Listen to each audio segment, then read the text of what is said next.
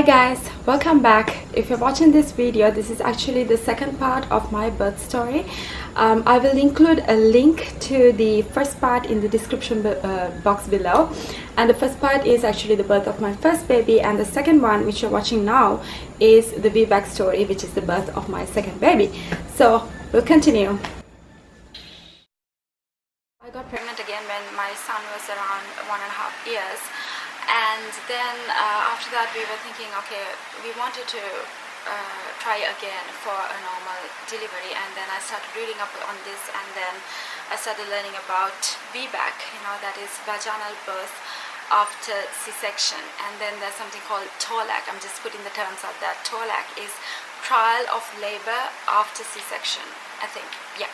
So there's this thing is there, so where you can, previously the belief was that if you had a C-section with your first birth, all subsequent births would also have to be C-sections, but now it's not the case. So this VBAC and TOLAC is a possibility, so you can trial for a normal birth after you had a C-section, but of course it comes with a risk. That's why it's given these terms, and then there's a whole subject about it. It's because there is a risk because you have had surgery and your uterine wall has been opened, and then with the pressure of labor there is a risk that this cut may open from inside. Okay, it's not that it opens up from the outside, but from the inside it can open up, which means your baby can come out of the uterus into, outside. So that puts the baby at risk, and then the mother at risk as well. So that's the risk about it. Okay, so because of this risk that is involved, a lot of doctors do not recommend it, and also they do not support it. So and a lot of facilities, this is not only in Sri Lanka, even like with the birth stories that I followed, I learned that even in the world, still this is not something that is widely available. There are facilities and there are doctors who do not recommend it and who do not support it. But in Sri Lanka, I started doing my research. Who are the doctors that I could go to? I wanted to change my doctor because I had a traumatic experience, as I just explained, and I did not even want to go back to the same hospital.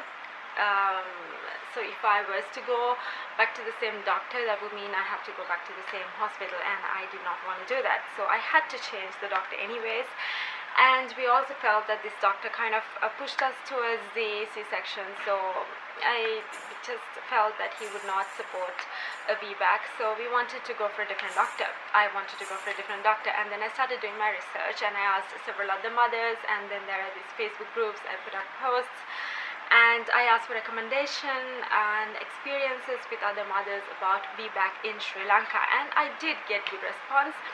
And this name of Professor Hemanta Senanayake kept on coming back, and people said he's amazing and he supports normal labor and normal birth, and he also supports VBAC, and so he was highly recommended, and I thought I should go and see him. And then from our first encounter itself, we spoke about our previous birth experience, and I said I want to go for a normal delivery. I want to try for a normal delivery this time, and he was happy.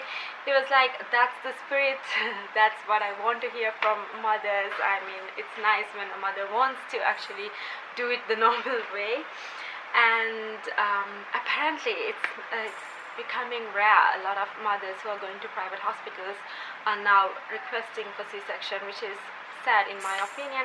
Anyways, so he said great, so we'll see how it goes. Of course there are risks, and what he told me is there's about 1%, I think, 1% chance of the whole uterine rupture thing happening, as I explained earlier. And then he was like, but you know what, it's like the risk that we are taking, like every day we are going on the road, but there's always a risk that we can get run over by a vehicle. So it's like it's the same risk as that. There is a risk that you will get run over by a vehicle when you're walking on the road, but that does not prevent you from walking on the road. So it's like that. So that is the probability, and they do everything. I mean, it means that they will keep a better eye on me. They will monitor everything, and they will closely monitor me, and then only they will decide whether we can actually go for it or not. So he said, but of course there's a possibility, and we'll hope for the best, and let's see how it goes. And I felt really good after this first appointment itself. I was so glad that I changed the doctor and the hospital, and yeah, so that's how it got started with this pregnancy. And then this pregnancy also, I was lucky. I had a smooth pregnancy. I did not have any complications, no sugar, no pressure or anything. So and this pregnancy went fast, because I already had a toddler to take care of and everything. So it went fast, and then throughout the pregnancy again I kept myself informed. This time I knew that eventually I still might have to go for a C-section, but I did prepare myself. I did whatever I can do in order to prepare my body to be able to go for a normal delivery. Like, I basically walked throughout the pregnancy, and I did my prenatal exercises and prepared myself mentally, like with meditation and things like that as well. I just want to tell you to pardon me for the noise in the background. My baby is up. And so yeah, so that's how this pregnancy went. And then my due date that was given by the doctor after the scan was on the 16th of June. And this time 16th of June was exactly the Poya day, but I was not going to get my hopes up on that. But since it was exactly on the day, we were like, okay, so maybe this time it will happen on the due date. But somehow this time I was really thinking to myself, I'm not going to rush into anything. I am just going to wait. I'll not be impatient. She can take as long as she wants, and I'm going to wait and go into labor naturally and deliver this baby normal, in natural way. So that was the hope. And then everything went smoothly, and this time I want to say with this doctor, he does the scan. Like, every time you go there, he does the scan, and it's just part of the normal checkup.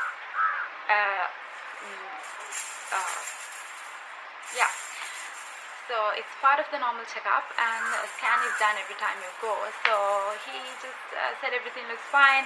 And one day when he was checking my tummy, he checked my C-section scar, and I asked the doctor, if I am to have a C-section, would it be in the same scar? And he said, yes, let me have a look at your scar. And then he checked, and he was like, I can give you a better scar than that. And I thought he was just joking, right? I thought, I really don't mind how it looks. But he was like, no, I can do a better job than this. And then he said, but hopefully you will not need that. I said, yeah, hopefully we'll not need that. We'll go for a normal delivery. And I just want to add here that, after my previous C-section, until the time I got pregnant and even afterwards, my scar continued to hurt. In the sense, it was healed, but it looked really bad. Like, okay, so it looked black. And it looked bad. It was like a little embossed and always irritating. I used to like, scratch there and itch there, and it wasn't great. And I just thought that this probably is the norm. And another patient, another girl I know who went to this doctor also told me that she also has that, and she also said that probably is how it is. But so I continue to think that it was the way a C-section scar was, that it will not completely heal, like it will not completely vanish. So this was my belief. So this doctor said he can give me a better scar. I did not think about it much. That was not my concern. I was like, I didn't want to think much about the C-section. Hi. Sorry if I seem a little distracted because I'm with my baby over here. She's up, and yeah.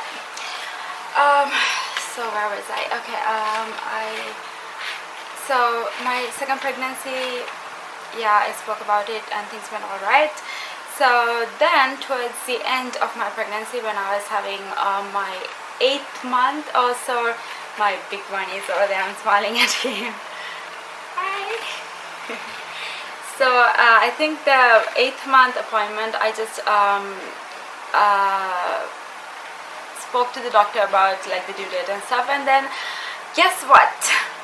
This time around again I learned that right on the 16th, when I was to have my baby, which was my due date, the doctor was going out of the country and he was not there. I was like, what, again? How could this happen to me? Like, why? And yeah, so he was actually going abroad on the 15th, I guess, and from 15th to the 25th or so. So that, like, you know, is the entire period. So I didn't think I would have to wait until the 25th to have the baby. So I was like, oh no. So yeah, I was like, as this, obviously I was shaken to hear this, but then this doctor was really able to calm me down. He was like, don't worry, even if I'm not there, I hand you over to these, he mentioned other names, and he said these are the doctors and they'll be great. They actually sometimes, they're better than me, that's what he said, they're better than me, so don't worry, they'll take care of you. And they also follow the same procedures, like as in like these doctors are his students and they also follow the same procedures like they do. They support VBAC and they know, I mean, there's a certain, I guess, protocols or whatever to follow, and then they also promote delayed clamping and things like that. So he's like, don't worry, everything, I mean, you're on good hands, don't worry about it. And he was really able to calm me down and build my confidence. So then I was like, okay, so we'll see how it goes. But I was kind of hoping that the baby will come before the doctor had to leave. So that was the hope. But again, I was like, no, I'm not going to push into anything. I'm still going to wait anyway, because the doctor had confirmed that the other doctors are also fine. Unlike last time, this time I was given confidence and I was given more information. It's like, yeah, nothing to worry.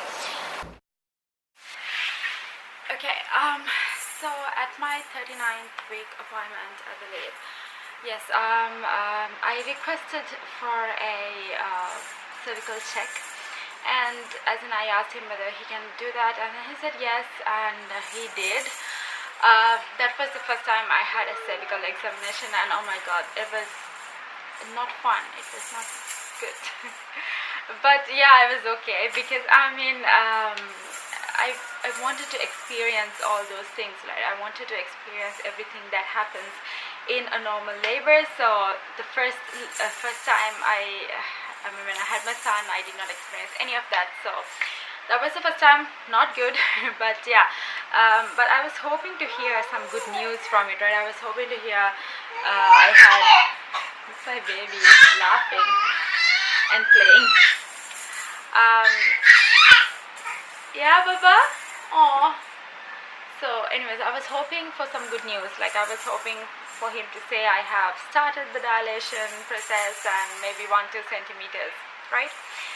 But no, he checked and he said I was still hard, as in I haven't started to soften, and which means I had not dilated at all. So he was like, yeah, probably it'll take a while, so just have patience and don't worry that even though the doctor will not be there, still things are going to be fine. And then he gave us the name and a letter to this other doctor, Dr. Prabodhana, and he said to go and meet him on my due date if I had not shown any signs of labor until then. But if I was to have any signs of labor before that, he asked to come and get admitted at the hospital immediately, because it's a VBAC situation. They do not want you to labor at home. They want you to be monitored throughout the entire process to make sure that things are going all right. So they ask you to come and get admitted at the first sign. So the first sign would be either you're water breaking or you feeling pains or you're bleeding or anything like that. They want you to come and get admitted at immediately. So I left on that day, and then again I was hoping to get some sign. I was hoping maybe before the doctor leaves I will go into spontaneous labor, I will have something happen, but it didn't. So on the 16th, that is my due date, which was also the Poya day, I was still having hopes that, you know, I'll go into labor on that day, but then again my doctor was already out of the country by then. So we went and met this other doctor. So before going, actually, I just to make sure, like obviously you do your research when you're faced with this kind of a situation. I just asked people about this doctor and on my Facebook mother support groups and stuff, and I could only hear good about him. And so we were at ease. So we were like, it's okay. So we're gonna face this.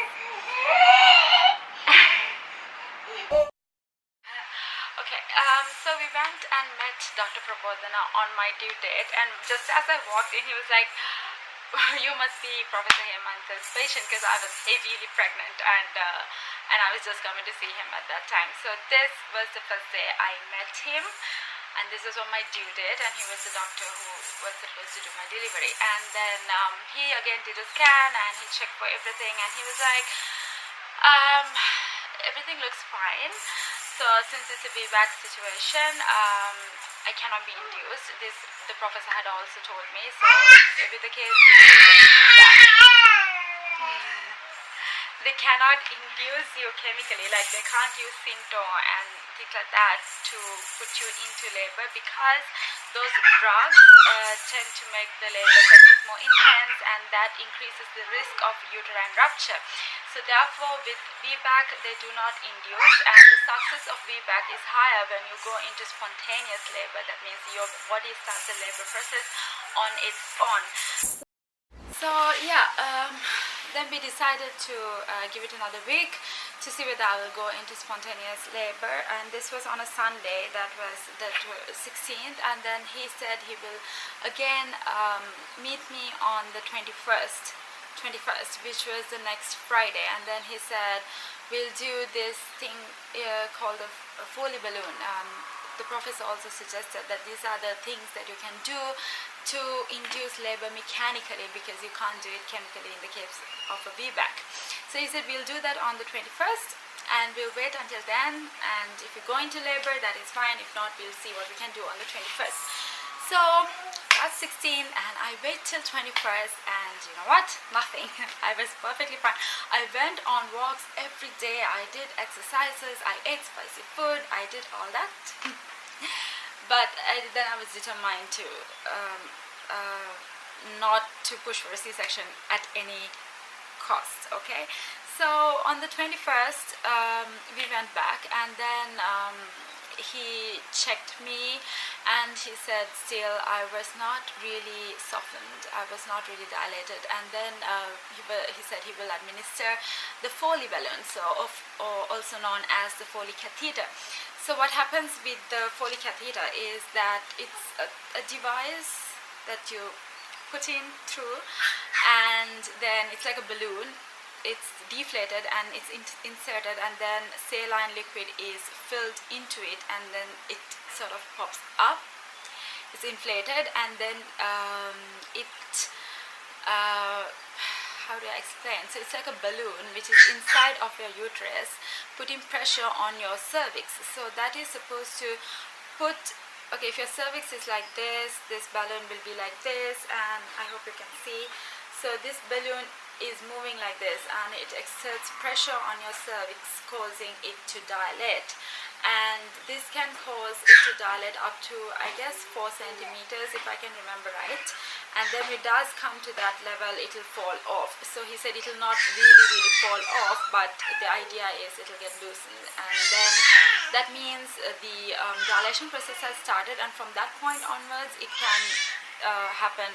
The rest of it will happen on its own once this gets started in this way. So it's supposed to kickstart the whole process. So that day after the checkup, I got the balloon inserted again. Not fun. It was painful. I was even given Panadine afterwards, I think, some painkillers, yeah, and he said there will be bleeding because this whole procedure can it does damage your mucus plug, so you will experience parts of your mucus plug coming out afterwards. So I had that, I had bleeding, and I did have sort of contraction starting afterwards, because this thing is also kind of like a membrane sweep. He did like a membrane sweep as well. So this whole thing is supposed to, for some people it brings about contractions. And yeah, for me, I was hoping that night, yes, I will start contractions and I'll go into labor. I did experience something like contractions at this point, but I had no idea what it will feel like. So what I have read and what I have heard is that it feels like period cramps. So I did have that at that night, and we were both, me and my husband, were like, okay, maybe tonight it will happen. But if nothing was to happen, I was to have the foley catheter for a whole, like, this was Friday. I was asked to come back on Sunday morning. This was Friday evening, and I was asked to come back on Sunday morning to have it removed and checked again, unless I go into labor in between. So the whole of the next day, like that night, I was experiencing cramps, and I was like, okay, this may be it, this may be the labor starting, this may be, I had like period kind of cramps and all, but I did fall asleep, and the next morning I woke up and there was nothing. I was completely fine, and I had bleeding, I had a little bit of bleeding, but that's it. And I was joking with my husband. I was like, can you believe I'm actually waiting for pain? I mean, who on earth wants to experience pain just like that? Unless it is a mother waiting to go for labor. So, I hope this pain is this. And then the next morning it's not there, and I was sad that there's no pain. The next day, again, I mean, with the balloon also, I did walk and stuff, because that is supposed to help it do what it is supposed to do. But by the end of Saturday, when I had had it for over 24 hours, I was annoyed with it because I felt uncomfortable. Actually, I wanted to kind of remove it, but I couldn't do it myself, of course. I would target it, but it's still tight, which means I have not dilated enough for it to fall out. So the next morning, we took our bags, everything, because he said, that's it. So that was the following morning, that is Sunday morning, is the day of my 41 weeks. So I was completing 41 weeks, and he said we should not wait for longer than that. So when I come on the, I'm checking my dates just to make sure. Yes, yeah, he asked me to come on the 23rd, yes, 23rd Sunday. So I was completing 41 weeks, and he's like, we'll do, on that day you have to get admitted. It's a risk to let the baby stay for longer. So on that day we'll break my membranes, that is break my water bag, and then we'll see how it goes from there. If nothing progresses, we'll have to go for a C-section. That's what he said. But in my mind I was like, it's okay, no, that's not gonna happen. I will go for my normal labor, I'll have it. And I was really hoping for it still. But anyway, I was happy, actually. I was not too anxious like I was last time, because I felt like I'm in this process. I'm in this process, and I'm in with doctors who support me. I felt good, right? So on the 23rd morning, so I've had the foley catheter in from Friday up until Sunday morning, and we went to see the doctor, and then he checked me, and he took the balloon out. Such a relief to take it out. And then he checked me. He said I had started dilating. The balloon had done what it was supposed to do. I was dilated about 2 centimeters, and I was so happy, like, yay, something worked. I did get admitted, and then they took me to the labor room. The first time I was in a labor room, and they said I could freshen up, I could have a wash, and get ready. And I did that. I got into my maternity gown, and I was in the labor room. My husband was there. We've left our toddler at home with my husband's sister and their family, and so it was just us, and it was good. Actually, that's what I wanted to experience, and we were there.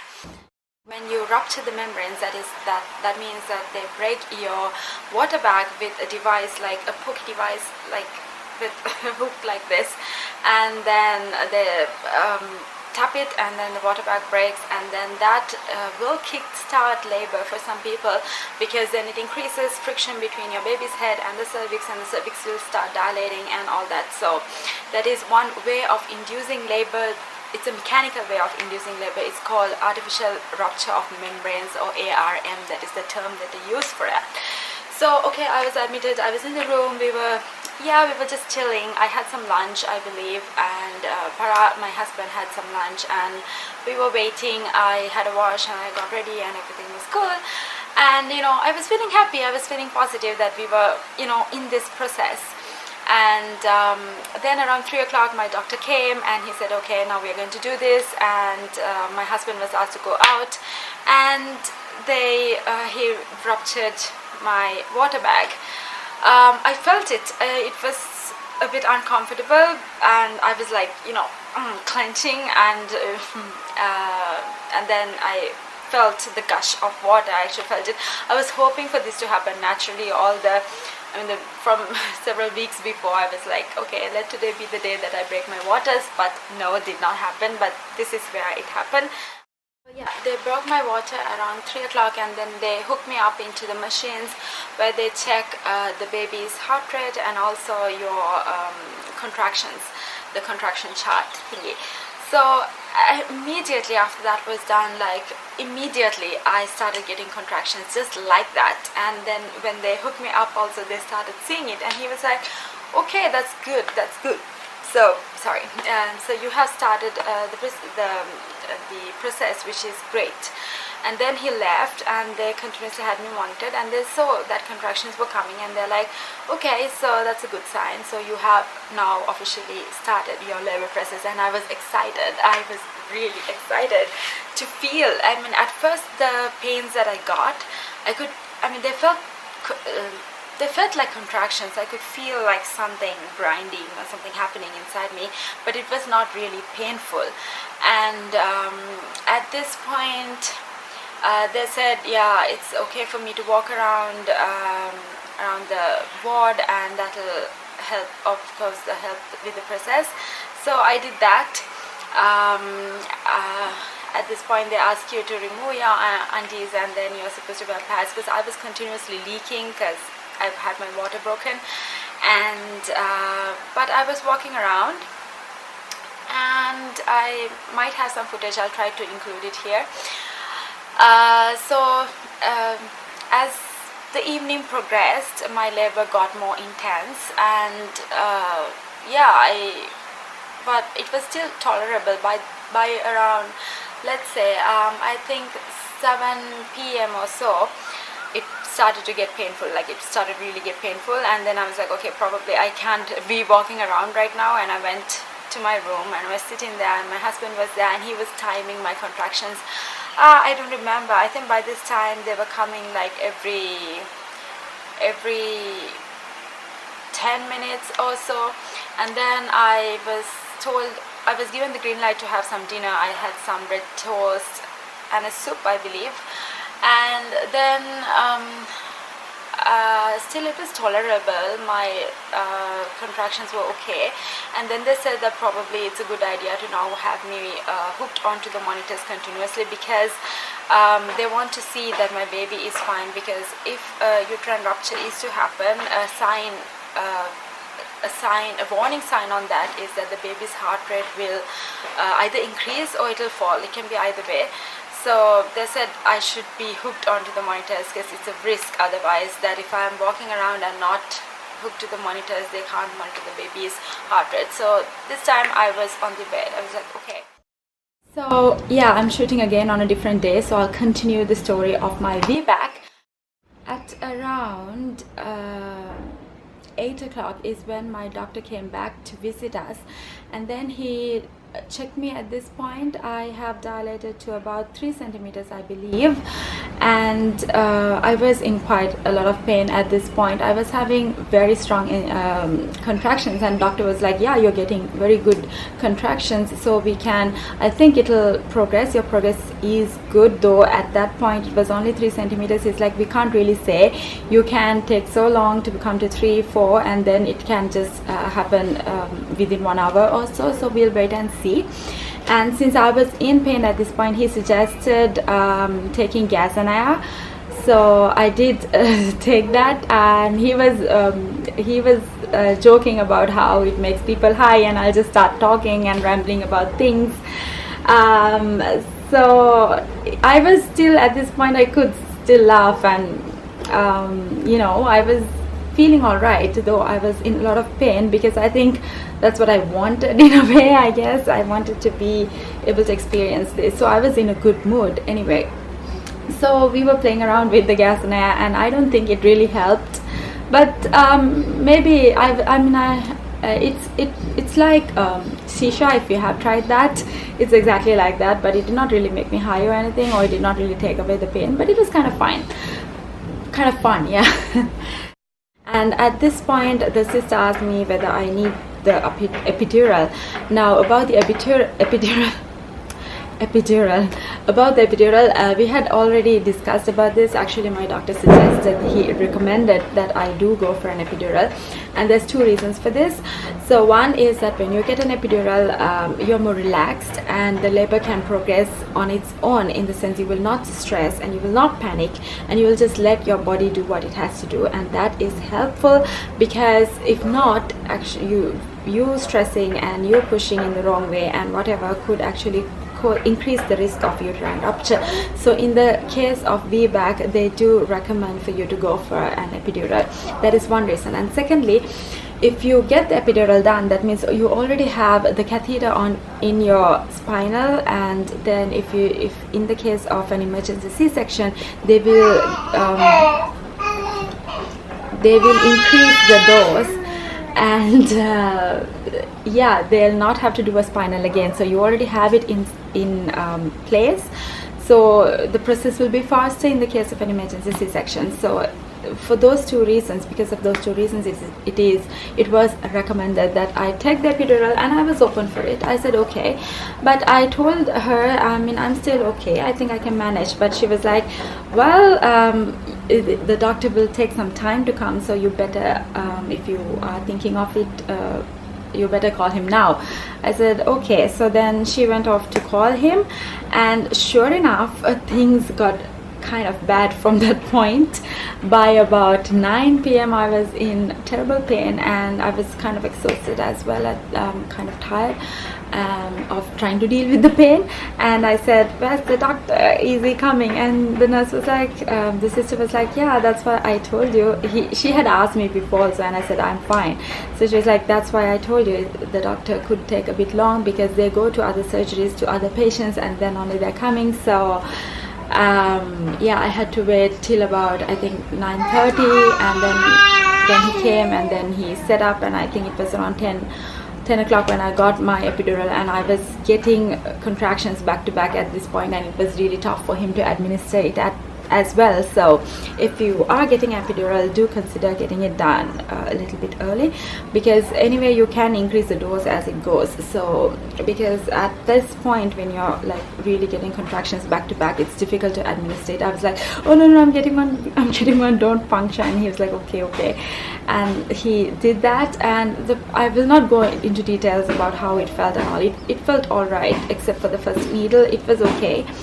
And so after the epidural, I was suddenly, I was okay, and I'm like, okay, I was glad that I could relax, and I was feeling fine. But that did not last for long. Before long, like I think about 15 minutes later, I started getting the pains again, and especially on my right side. And soon enough, 20 minutes later, I was feeling everything again, but only on my right side. My left side was numb, but my right side I could feel everything. And I have heard about this happening to other people as well when I did my research, and yes, it happened to me as well. So that means somehow the medicine has not properly gone to where it's supposed to go, and one side I had the sensation, maybe not to the extent, not to full extent, maybe not, but I could really feel, and it became more and more painful as time progressed. And then I told the sister, I am feeling this, I'm in pain. And but the doctor was again gone at this point, so I had to tolerate it. But then I just adjusted myself so I could just bear with it, because it's only on one side. I was hanging onto the bed rail on this side, and from that point onwards it was not fun, because my husband also felt that I was really in pain, but he stood with me, he was rubbing my back, and he was still monitoring the contraction charts, and was like, yeah, you're getting big ones, which were off the chart, right? And so we stayed like that. I did not fall asleep because I was feeling the pain, but I asked for the lights to be dimmed a little bit, and then I tried to relax, but it was not really possible. But I was really hoping, with all these pains and everything, that the baby was descending, and that that was happening. But so that went on, and around 2 a.m. is when I had my next check. That is when the doctor has instructed the labor room doctor to come and check me again. And at this point, the anesthetic doctor did come back. Actually, he adjusted my thing again, he put more medi, but again it was okay for a while, and I started getting pains again, and then I just gave up. I was like, it's okay, I'll just bear with it, because in a way there was a good side to it. That is that if you were having adhesions, that is the stretching of your scar, and if it was to rupture, you will get intense pain over there. So if you were completely numbed by an epidural, you will not feel it, so we'll not get the warning signs. So I was like, it's okay, so let this be, I'll just deal with it. And so around 2 a.m.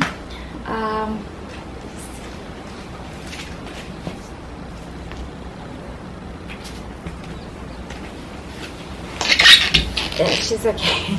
So yeah, around 2 a.m. the ward doctor came. It was a lady doctor, and she said, it's time to check you again. I said, okay, and I was really hoping that I had dilated. She would say 7 centimeters, 8 centimeters, 9 centimeters perhaps. But she checked me, and she was like, no, it's still only like 4 centimeters, at the most 5, but that's it. So it looks like it's going to take another while, but I don't think the doctor will recommend for you to wait. And sure enough, she called my doctor, and he said, no, we are not going to wait anymore, because by this time it was about 12 hours. I've been in labor for about 12 hours, and if I have only progressed up to 4-5 centimeters, that means we don't know how much longer it will take. And he determined that it was too risky for me to continue to labor. So it was decided that I will go into an emergency C-section. So this was around 2:30 a.m. So he said he's coming at 3, and they're going to take me, not coming at 3, he's coming immediately, and and he asked to prepare me to be taken into surgery. I knew, from the point that she said it's about 4-5 centimeters, I knew, okay, that's it. And I knew that the doctor was not going to tolerate it. I'm not going to wait for longer. And I was like, yeah, it's okay, because it was really difficult for me at this point, and I was kind of feeling scared for the baby, because I knew I was always, in this process I'm taking a risk on the baby and a risk on myself. So I did not want to push too much and then having to regret it later. So I was like, yeah, it's okay.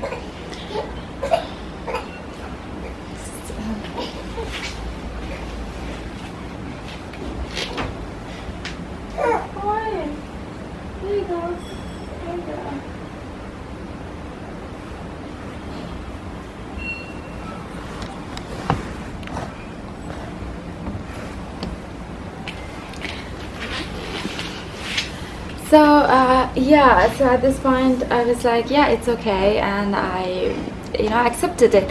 But then I still was feeling those pains, and it just got more and more intense. At this point I did not want to tolerate the pain anymore, because I was being taken into a C-section anyway. I'm like, make it stop now, it's enough, right? Because the labor my laboring process was not doing anything. So I did not want to deal with that pain anymore. And then I asked, where's the anesthetic doctor, because I'm feeling so much of pain. And then I was actually, at this point it got so intense, and I felt like I'm being ripped apart on my right side, like my left side also. I mean left side, I think, yeah, I wasn't feeling much, but the right, I felt like I'm being ripped apart, like I've been pulled apart like this. And I was screaming like, I'm still feeling this pain and all that. And then the doctor came running out of nowhere, and he panicked to see me like this. He was like, okay, now now I was being taken into C-section anyway, so he it was such a dramatic situation, right? They move you from the bed itself, like the bed that you're on in the labor room. They just take you from, they move that bed itself and take you to the theater. And then they were rushing me out of the labor room on that bed, and the doctor was running on my side, administering more medicine onto the epidural, and my husband was also running. And I think he had panicked because I was screaming at this point, and I'm not too proud of it. I think I was a little bit, I was disappointed that the labor did not progress as I expected, and I actually was not thinking all that at this point. I was just screaming because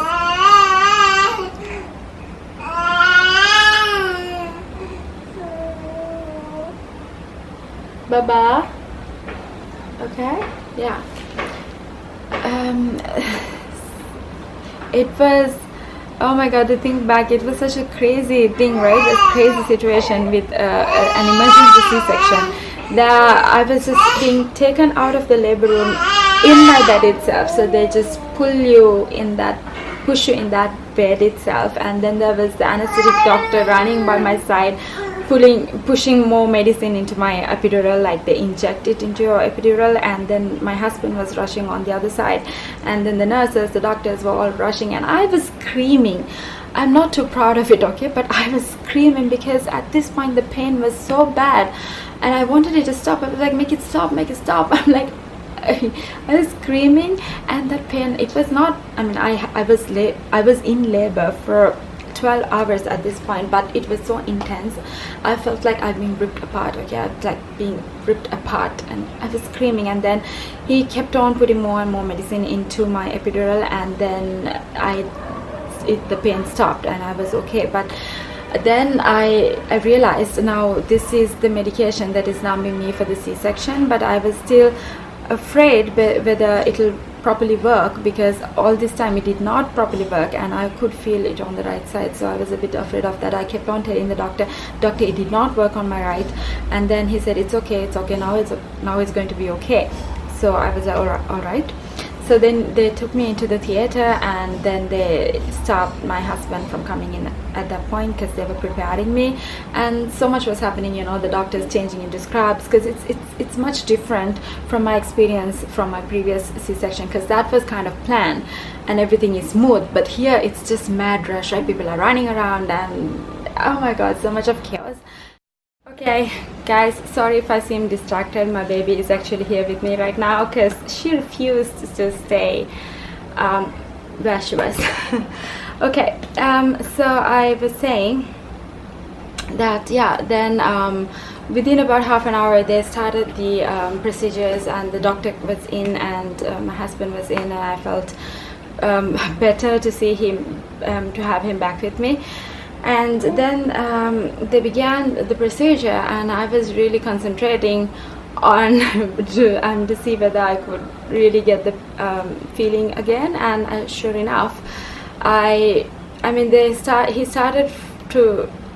work on the same scar that I had before, right? So I think he was doing kind of like a separation like this, and little by little I started feeling it. Just when he was coming onto my right side, I felt it, and I was like, oh no, I told him, I screamed saying, I can feel that, and he was like, no, you can't. I was like, no, I can feel that. I felt everything all this time. I said, no, you just started from my left, and now you're going towards my right, and I can feel it. And I said that, and then he knew that I wasn't just saying, and then he was like, okay. And then the anesthesiologist just panicked. He jumped his feet, and then he came and put the mask on me and asked me to breathe it in, and what that did was that just knocked me out. And that's all I remember. I fell asleep with that. I was knocked out, I fell asleep, and so I slept for the rest of the procedure. I did not know. I mean, the last time for my C-section I was up, and yeah, I was aware, but this time I fell asleep. And then when I woke up, I was all alone. I was in a recovery room, I guess. I was out of the theater. I was in a recovery room. I was in scrubs, and not scrubs, whatever, that gown thing. And I looked around. I could not see my baby. My husband was not there, and nobody else was there, because this was early in the morning, right? I mean, unlike, very much different to my previous situation where there were many other patients. At this point there were no other patients, and I was alone in that room. So yeah, I was all alone, and I really, you know, I started panicking, like, what happened? What happened to my baby? Is she okay? Where's my husband? Where's my doctor? Where's everyone? Like, I'm alone.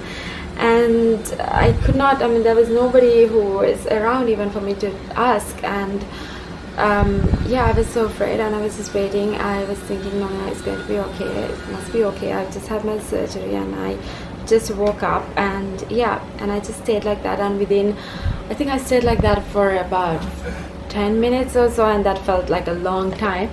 And then some nurses or doctors, I don't know, people in scrub, and they came and they started doing some monitoring. Like, I can't really remember. This is, yeah, they were around doing something, and I asked, where's my baby? Is my baby okay? And they were like, yeah, your baby's fine, she's okay. And that's all they said. I somehow I felt like it's not reassuring. I was like, that's my husband, and it's like, he's out and it's fine, we'll bring the baby now. And the other thing I was afraid was, I mean, with the normal delivery, you are given the baby right onto your hand at that point, and you can start feeding, and which is not how it happened with my previous C-section. I got the baby only in the recovery room, and they do make sure that they latch the baby on within the first hour, but you do not get the baby right then and there. But this time my doctor said, even if the procedure of this doctor and the professor is that they give the baby as soon as possible in the theater itself. But this time around also they could not do that for me, because I was sleeping, right? I was knocked off. So yeah, I was upset. I was thinking whether I'll be able to feed the baby within the first hour, because that is important. I mean, how I have expected this to happen is for me to carry the baby right then and there, but you know, that did not go as planned. Then I was worried whether I'll be able to feed her within the first hour, and all these thoughts were running in my head. Actually, I was like worried that something was wrong, because the baby was not with me, and my doctor, nobody was with me. And then they wheeled me out of there, and they said they're taking me to the room, and I was like, where's my baby? Where's my baby? And they're like, the baby, they'll bring the baby as well. And then I was being taken out, and I was in some corridor. I was just kept in some corridor in my stretcher bed, and then I saw the cot, and then there was the cot, and then they put the cot alongside my bed, and I just tried really hard and just looked at her, and she was just sleeping. She was dressed in what I had given, the little bunny cap and everything, and she was sleeping. And that is when finally I was like, okay. But then again I kept on asking, is she okay? Because it is at that point when you hear your baby crying is when you know that the baby is fine. And I had not heard her crying, and here she is, and she's sleeping. So I was like, is she okay? They said, yeah, she's fine, don't worry. And then they took us, I'm trying to remember, yeah, they took us to our room, and my husband was outside the room, and that's when he had changed, and he was in his normal clothes, and that's when I felt like, okay. And I told him, is the baby okay? I asked him whether the baby was okay. He said, yeah, she's fine, here she is. And then they put us into the room, and they put her in the cot into the room, and that's when finally, I mean, after seeing my husband and hearing from him that everything was fine, was when I felt like, okay, fine, finally. So then, yeah, a few minutes later they came, and they said I can start feeding now. And then I asked whether they latched before. I asked my husband, and he said yeah. So apparently while I was still sleeping, they had put the baby at my boob, and she has latched on. So she had, in fact, had a little feed within the first hour of birth, and I was so glad to hear that. My doctor said it was okay to eat at that point itself, because they have this program where they follow, I can't remember what they call it, but it's a different procedure that they follow, where like some doctors would say that you're not supposed to eat or drink soon after surgery, but he said it's okay. Not soon after, this was like 2 hours later or so. He said it's okay, but we started with a milk tea, and I'm telling you, you know what they say, the first thing that you eat or drink just after you give birth is the best tasting thing, and that's so true. I had a milk tea, and that is the best milk tea I've ever had, because you know, I was exhausted because I've been in 12 hours of labor prior to this C-section, so I was exhausted, and that milk tea felt so good, and I was happy, you know, even at this point I was still really happy. Though I was really tired, I was happy that my baby was fine and I was fine. Even though I had a C-section, I was like, it's okay, because I think this time I was more prepared for that as well. And so yeah, the day went by, my parents came, and in the evening my boy and my husband's sister and his mother, they came to visit, and it was all nice. I just loved this experience this time around. As for my recovery, the next day itself I was sent home. The doctor was like, you can go home, and I was surprised. I'm like, really? I just gave birth yesterday? And he was like, yeah, you can go home. And he advised me to get out of bed, and he even removed the plaster in the second day itself. Whereas previously I think I had the plaster on for the entire time that I was in hospital, that is 8 days. And yes, but this time, the following day itself, the plaster was removed. He said I can bathe, I can wash it, or no problem.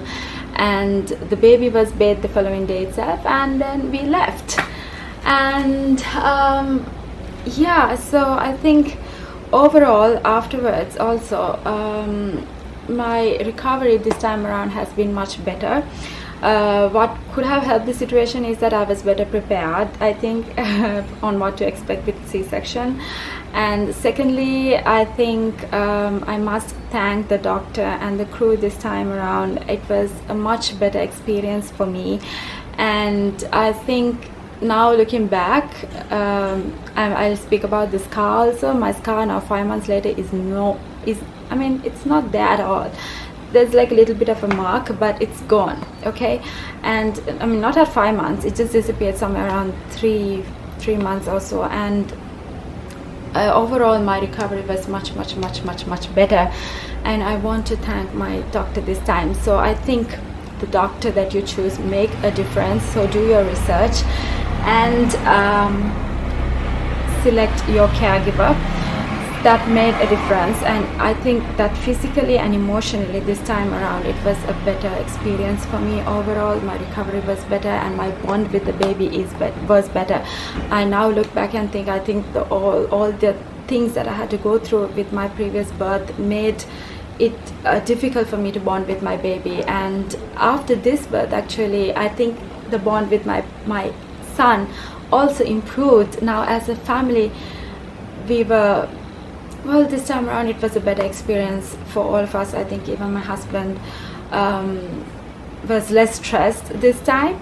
So yeah, overall that it was a better experience. That's why I wanted to share it, and I'm glad I have documented it so that I can also refer to this later on, because we do forget. However good or however bad it is, that's human nature, you're going to forget it. So yeah, that's it. I've spoken a lot, so I'll stop here. And so if you're watching this video, I guess you are an expecting mother or you're planning for it, so I want to wish you all the very best. So a few things I want to leave you with is one, don't be afraid of normal labor. Okay, don't be afraid of normal delivery. Please don't just think about opting for a C-section, because it really is not the best option. You're putting yourself through a lot. You're putting yourself through surgery, and you do not need to do that, because your body has the mechanism, has the ability to do it in the normal way. So believe in your body's ability, trust in your body, and do opt for a normal delivery. If everything is fine, you can do it. Believe in yourself. And I think it's an amazing experience. I'm glad that I got to experience it, at least to an extent, even though I did not birth my baby through normal delivery. I'm glad I felt the labor pain. I was in the process. I'm glad I experienced it. So I think every mom, I think every mom should experience it. So do consider it. I want to say it's nothing unbearable. You can bear it, and it's not every day, right? It's just that once. It's just that for that few hours, and you can do it. So believe in yourself. Do open yourself up to that option, because I believe that really is the best possible way to birth your baby. And secondly, do be open to the possibility of C-section as well. Always know that however, I mean, you will have this painted picture about this is how you want your labor to be, but you never know what will end up happening, and things may not go exactly as you planned, which was the case for me in both the deliveries. But so be prepared for that. Thirdly, I want to say that whatever, it doesn't matter what way you birth your baby, birth is pregnancy, childbirth, and child rearing, all these things, it's an amazing experience. So whichever way that you do it, I want to say it's not easy. I can't say that normal labor is easier than C-section, or C-section is easier than normal labor. Both were really difficult. But yeah, so that's the thing about childbirth. But it's nothing that you can't do. You can do it. Definitely you can do it. Always believe in yourself, believe in your body, believe in yourself that you can do it, and it's an amazing experience. So you know, accept everything about it, and just enjoy the whole process. That's what I want to say. So I want to wish you guys all the very best. I wish you all the very best. Hope you have an amazing labor and delivery if you're an expectant mother. I hope that you liked this video. If so, do give it a thumbs up, and I will see you in future videos. Thank you. Bye bye.